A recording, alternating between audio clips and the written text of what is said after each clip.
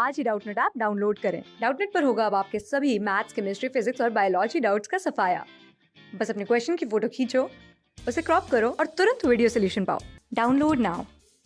अब हम बात करेंगे ऑक्सो एसिड्स ऑफ फास्फोरस की। ऑक्सो एसिड्स ऑफ फास्फोरस, तो देखिए फास्फोरस के काफ़ी सारे ऑक्सो एसिड्स होते हैं, बट हमने इन्हें दो कैटेगरीज में डिवाइड किया है। फर्स्ट कैटेगरी है जहाँ पे आपका कौन से एसिड्स होते हैं, फास्फोरस एसिड्स होते हैं। फास्फोरस एसिड्स होते हैं, ठीक है। जो आपके फास्फोरस एसिड्स होते हैं, इनमें जो ऑक्सीडेशन स्टेट है, ऑक्सीडेशन स्टेट ऑफ फास्फोरस, ये या तो आपकी +1 होती है या फिर +3 होती है, ठीक है। दूसरी जो इसकी कैटेगरी है वो है आपके फास्फोरिक एसिड की। क्या है आपके फास्फोरिक एसिड की, तो जो यहाँ पे आपकी ऑक्सीडेशन स्टेट है, ऑक्सीडेशन स्टेट ऑफ फास्फोरस, वो क्या है आपके +5, ठीक है। अब हम आपके कुछ जो एसिड्स हैं, ऑक्सो एसिड्स हैं फास्फोरस के, उनके कुछ के एक दो के स्ट्रक्चर्स के बारे में बात कर लेते हैं कि उनकी स्ट्रक्चर्स कैसी होती हैं, कुछ कॉमन नेमिंग क्या होती है उनकी, उन सब की। तो देखिए सबसे पहले अगर हम लोग बात करें आपके फास्फोरिक एसिड की, किसकी बात करें, फास्फोरिक एसिड, जहाँ पे फास्फोरस की ऑक्सीडेशन स्टेट क्या है आपकी +5 है, ठीक है।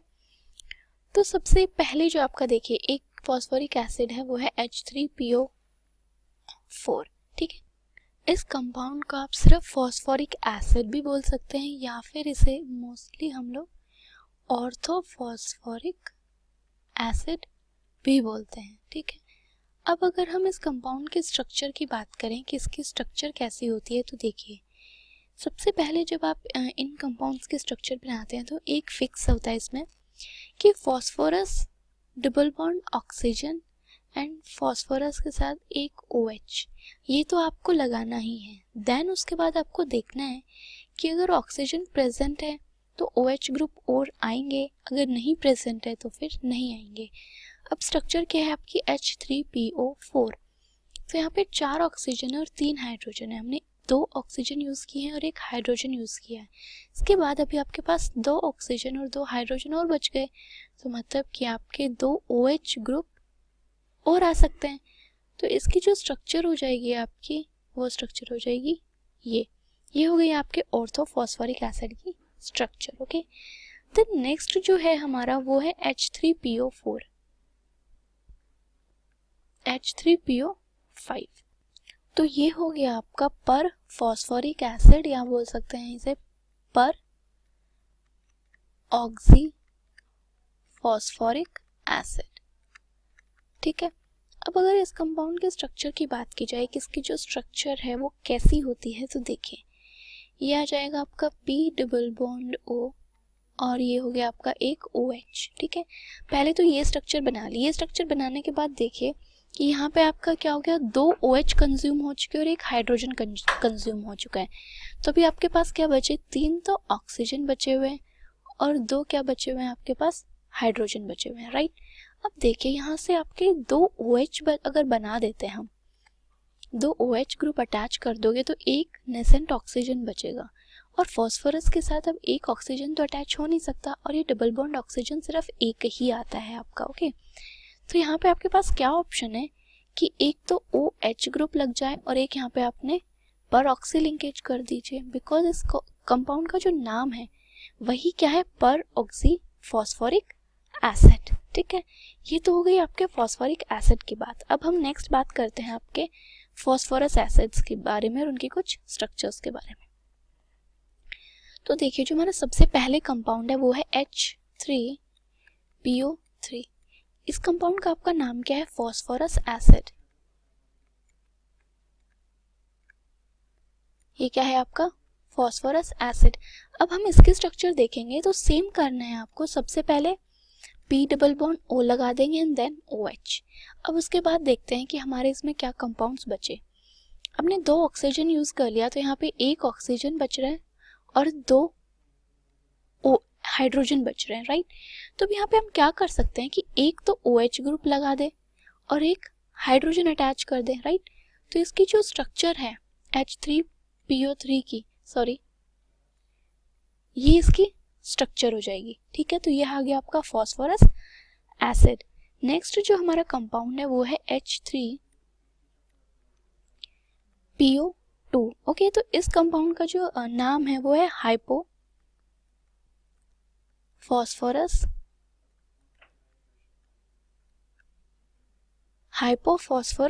एसिड। ठीक है, अब इस कंपाउंड का जो हमें स्ट्रक्चर की अगर बात करें तो देखिए ये हो जाएगा आपका P डबल बॉन्ड O और ये OH। तो ये तो हमारा फिक्स है। देन यहाँ पे हमने 2 ऑक्सीजन यूज कर लिया और 1 हाइड्रोजन यूज कर लिया, तो हमारे पास ऑक्सीजन कोई भी नहीं बचा। यहाँ पे आपके पास सिर्फ क्या बच रहे हैं, 2 हाइड्रोजन बचे हैं। तो अब ये 2 हाइड्रोजन कैसे अटैच होंगे, सिंगली बॉन्डेड। तो यहाँ पे आपका क्या बन जाएगा, ये एक हाइड्रोजन एंड देन ये हाइड्रोजन। तो इस टाइप से आपके जो ऑक्सो एसिड्स होते हैं हम इनकी स्ट्रक्चर्स बनाते हैं। ठीक है, चलिए अब हम इस वीडियो में हमने किस चीज़ से स्टडी की थी, देखिए हमारा मेन टॉपिक था फॉस्फोरस एसिड।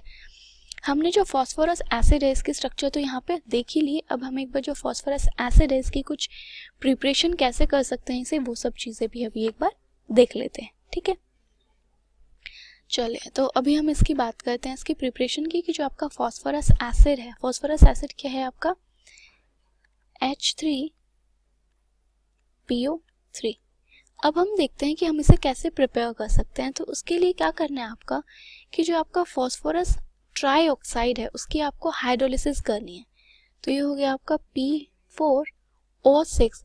फॉस्फोरस ट्राईऑक्साइड की जब आप हाइड्रोलिसिस करेंगे, कंप्लीट हाइड्रोलिसिस, तो यहाँ पे बन जाएगा आपका 4 मोल्स ऑफ H3PO3। तो आपका फॉस्फोरस एसिड सिंथेसाइज हो गया। दूसरा एक और तरीका है कि जो आपका फॉस्फोरस ट्राईक्लोराइड है PCl3, जब आप इसकी हाइड्रोलिसिस कर देंगे 3 मोल्स ऑफ वाटर के साथ, जब आप इसकी कंप्लीट हाइड्रोलिसिस करेंगे तो भी क्या बनेगा आपका phosphorous acid plus 3 moles of HCl। तो ये तो हो गए इसके कुछ रिएक्शंस जिनसे आप इसे प्रिपेयर कर सकते हैं।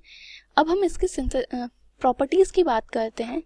तो प्रॉपर्टीज की बात करेंगे तब देखिए क्या आता है, कि जो ये आपका फॉस्फोरस एसिड होता है ये एक कलरलेस क्रिस्टलाइन कंपाउंड है और ये वाटर में सॉल्युबल है। ये क्या हो गया आपका कलरलेस क्रिस्टलाइन कंपाउंड, राइट, और ये highly soluble in water, highly soluble in water. ठीक है, अब देखिए आपका जो फॉस्फोरस एसिड है, मान लीजिए मैंने इसे हीट कर दिया, तो हीट करने के बाद क्या प्रोडक्ट फॉर्म होगा अभी हम वो देख लेते हैं। अब अगर जब आप इसे हीट करेंगे तो यहाँ पे मान लीजिए यह है आपका फॉस्फोरस एसिड H3PO3। मैंने इसे अराउंड 200 डिग्री सेल्सियस क्या किया है, हीट। जब आप इसे हीट करेंगे तो यहाँ पे आपका क्या बन जाएगा फॉस्फोरिक एसिड। तो ये बन जाएगा 3 moles of H3PO4 plus phosphine. ठीक है, हीट करने पे इसका ये बनता है। अगर देखिए फॉस्फोरस एसिड की अगर बात की जाए तो ये एक स्ट्रॉन्ग एसिड है और यह डाइबेसिक इन नेचर है। वो कैसे, देखिए ये है आपका H3PO3, राइट। H3PO3 है तो ये आपका एसिड है, तो एसिड है तो ये क्या करेगा, इक्विलिब्रियम में होगा, ये अपने आप को डिसोशिएट करेगा। तो जब ये डिसोशिएट होगा तो यहाँ पे देगा H positive plus H2PO3 negative. Then जो आपका H2PO3 नेगेटिव है फिर से फर्दर डिसोशिएट करेगा तो क्या आएगा 2H positive plus HPO3 negative. अब देखिए आपको कैसे पता, अब अगर आप इसके सिंपल स्ट्रक्चर देखेंगे तो देख के लगेगा आपको, बिकॉज यहाँ पे कितने 3 हाइड्रोजन प्रेजेंट हैं तो ये ट्राई बेसिक होना चाहिए था, बट हमने इसको क्या बोला है कि ये आपका डाई बेसिक है। अब ये बेसिसिटी आपको किसके बेसिस पे आप बताएंगे कि ये कैसा बेसिक कंपाउंड है, तो ये आपका डिपेंड करता है कि इसमें कितने OH की लिंकेज है। तो सबसे पहले आपको इसकी स्ट्रक्चर पता होनी चाहिए इस कंपाउंड की।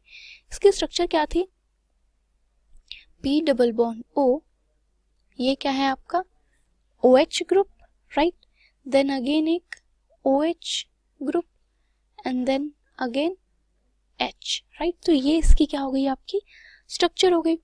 अब आपको अगर ये बताना है कि वो मोनोबेसिक है, डाई बेसिक है या फिर ट्राई बेसिक है, तो आपको किसके बेसिस पे बताना है कि कितने नंबर ऑफ OH जो ग्रुप्स हैं वो फॉस्फोरस से अटैच्ड है। जितने number of OH groups attached होंगे वो उतना ही बेसिक होगा। तो यहाँ पे 2 OH ग्रुप अटैच्ड है, तो ये आपका क्या हो गया, डाई बेसिक इन नेचर। तो इस बेसिस पे आप इनकी बेसिसिटी जो है बताते हैं। अब देखिए जो आपका फॉस्फोरस एसिड है, अगर इसकी बात की जाए तो ये बहुत ही स्ट्रॉन्ग क्या है, आपका रिड्यूसिंग एजेंट है।